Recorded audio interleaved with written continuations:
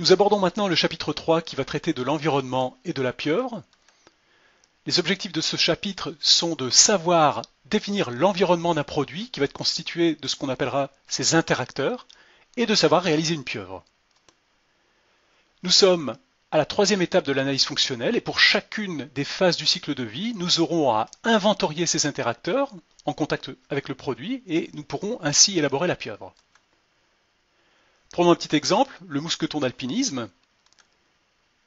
Quels sont les interacteurs? Eh bien, on va se placer à la place du mousqueton, on va regarder avec quoi il est en contact. Et nous allons trouver la corde, le piton, la montagne, l'alpiniste et même différents éléments d'alpiniste, son corps, sa main, son œil, le compagnon de l'alpiniste, etc.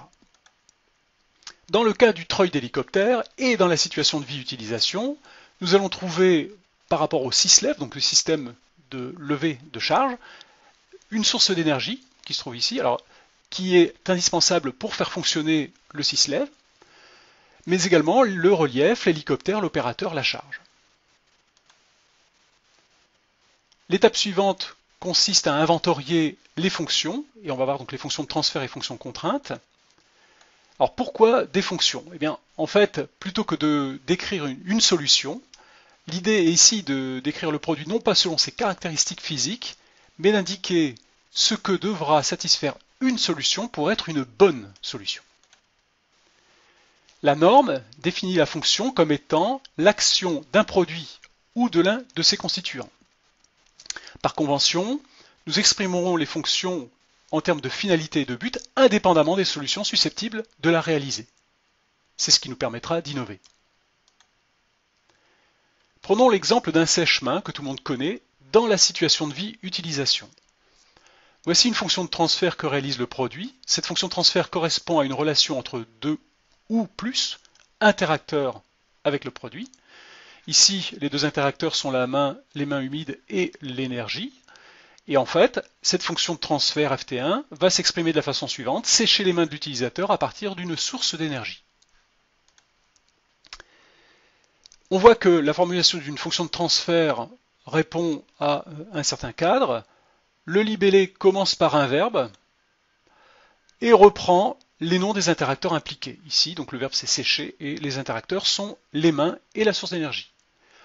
On évitera de préjuger d'une solution technique dans la formulation, donc on mettra plutôt lié que vissé par exemple.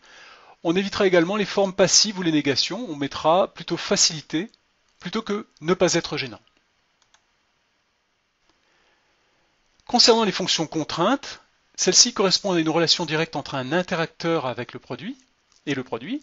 Donc ici, on a une fonction de contrainte entre l'usager, qui est toute personne en relation avec le produit et pas seulement l'utilisateur, je le rappelle, et le sèche-main, eh bien cette fonction contrainte, c'est prévenir les actes de malveillance de l'usager. L'inventaire des fonctions d'un sèche-main, eh bien ça va être la pieuvre dont on a parlé, donc dans le cas de la situation de vie-utilisation. La pieuvre va contenir le produit, les interacteurs et les fonctions transfert et contrainte. Ici, on n'a pas tout mis, bien entendu. Dans le cas du treuil d'hélicoptère et dans la situation de vie-utilisation, on voit qu'en fait, il y a pas mal de fonctions de transfert. Il y en a ici 3 qui apparaissent, dont certaines touchent 3 éléments de l'environnement. Et puis, il y a des fonctions de contrainte. Là aussi, l'exemple n'est pas exhaustif. En synthèse, on fait un diagramme par situation de vie. On met au centre un nom neutre de produit. On se pose la question, si je suis le produit, qu'est-ce que je vois autour de moi? Et on va définir les interacteurs. Si le produit établit une relation entre plusieurs interacteurs, c'est une fonction de transfert. Si une contrainte doit être respectée par le produit, avec un interacteur, ça devient une fonction de contrainte. On a donc recensé les fonctions.